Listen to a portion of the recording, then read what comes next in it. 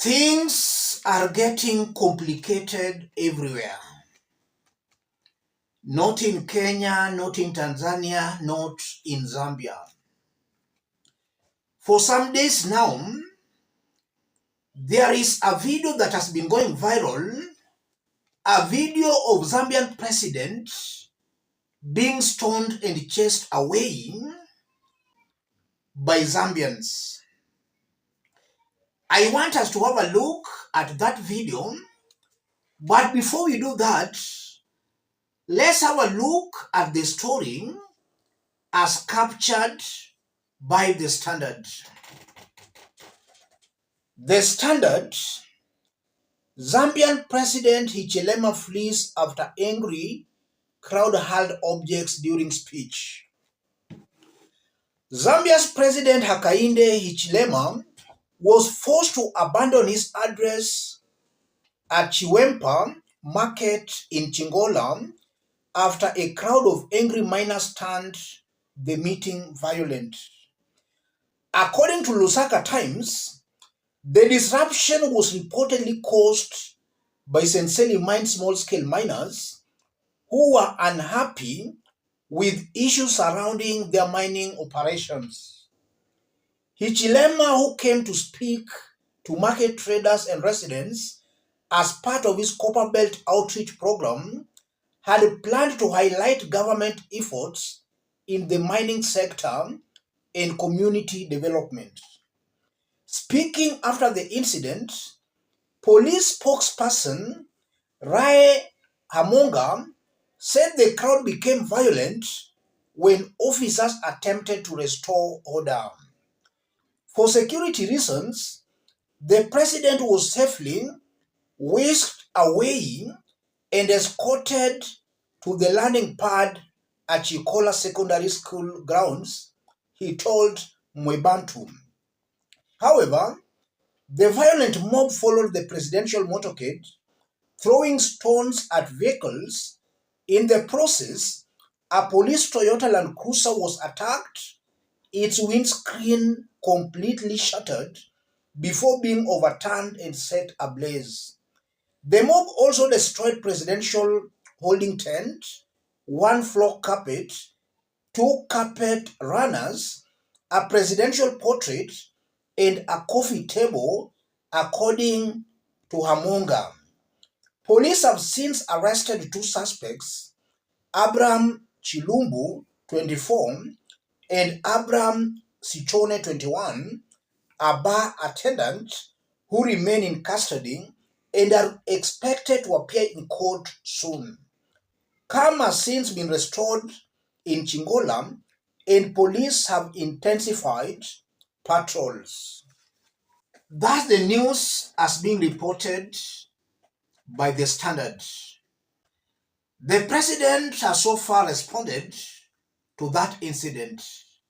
Let's have a look at the president's response. Hakainde Hichilema, fellow citizens, this afternoon we took time to address our people in Chingola's Chiwempala area following the unfortunate event that saw the biggest market burning to ashes here on the Copper Belt. Our people also raised very pertinent issues affecting them in regards to the mine and their desire to continue mining at Senseli. The message is loud and clear, and we will work round the clock and ensure that this is done.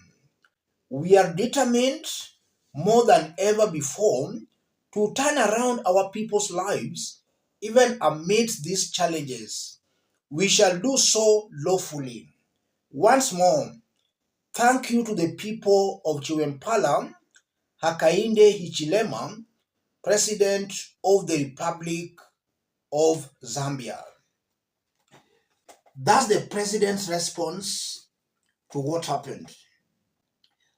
In this video, I want us to understand exactly what happened there and what it means now that Zambia will be heading to the polls in August of 2026, about 10 months away. What does this mean and portends for the president's re-election? Considering the fact again that in 2021, Hichilema was elected a very popular president.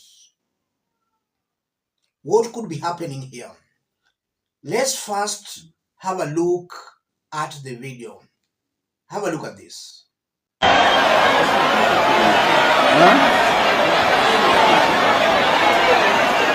Natumfuane mkwai Ministry of Mabwe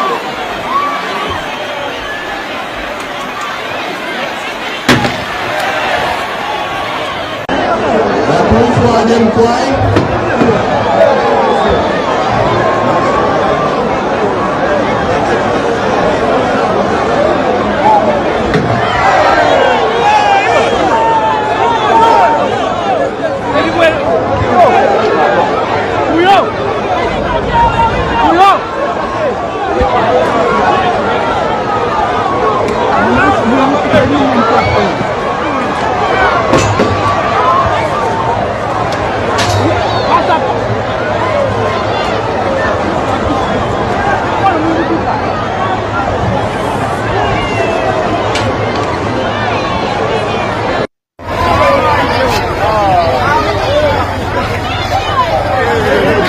Naipena makamba, naipena. Abantu bambokutuka mulanda bambokuposa mwe pachiwe mpala bali chiwe mpala kuno kuchiwe mpala bakateka bachira pera speech apo so government bambokuposa mabwe. That's how the Zambian president Hichilema was chased away. Later on that day, he held some more political rallies in the Copper Belt province. Zambia has got 10 provinces.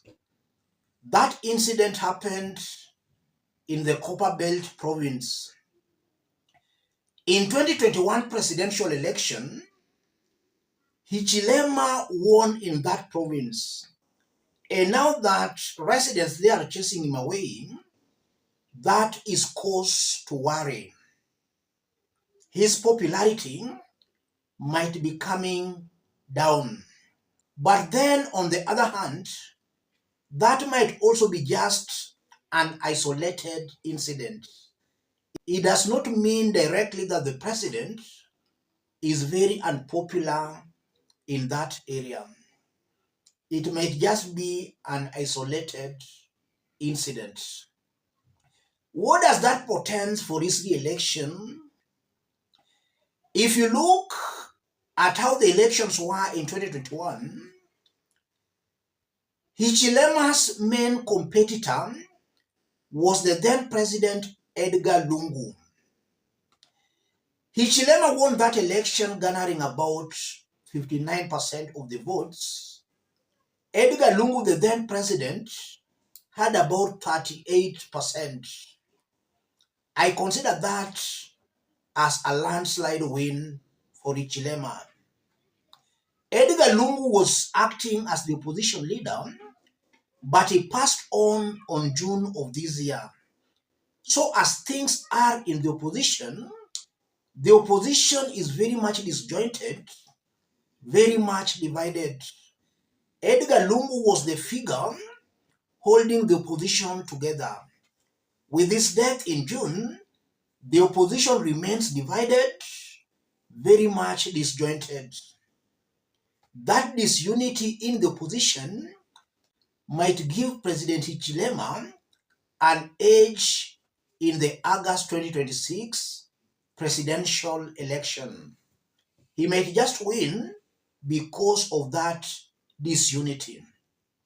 If opposition parties organize themselves to come up with a strong one candidate, then it might be slippery for the Zambian president. Let me stop it there, ladies and gentlemen. If you are watching us but you have not yet subscribed, subscribe, give the video a like, Any person watching us outside Kenya, drop a comment, let us know from which part of the globe you are watching us from. Thank you. God bless you. God bless Kenya.